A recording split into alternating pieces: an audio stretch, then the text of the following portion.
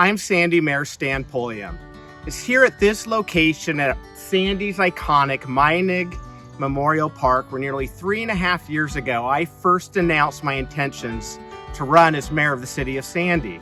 At that time, many of you may remember, Sandy was a completely different place. We had traffic congestion nearly 7 days a week on the highway that runs through the heart of our very community.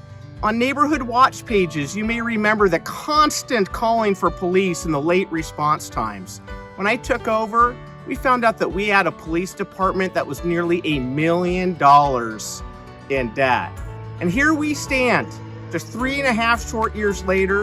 We have a fully funded police department, one of the only fully staffed departments across the entire state. Those traffic congestion problems, well, sure, we have a lot more work left to do, but you know what we have done? We got a feasibility study agreed to by ODOT on a possible bypass in our future for our community. We synchronize those lights on Highway 26 to keep the flow of traffic. And for all of us who are sick and tired of that school time commute off of Bluff Road, we have finally broken dirt to extend 362nd to Bell Street to provide much needed relief for all of our neighbors. When I ran 3.5 years ago, I had 3 promises. One was to help alleviate traffic. The other was to address our growth, and man, have we. We've invested and moved forward on just about every master plan in our city, from transit to transportation to parks to our master plan, Sandy Visions 2050 for growth. With citizen engagement, we've started a new committee where we have our neighbors engaged and involved from all walks of life.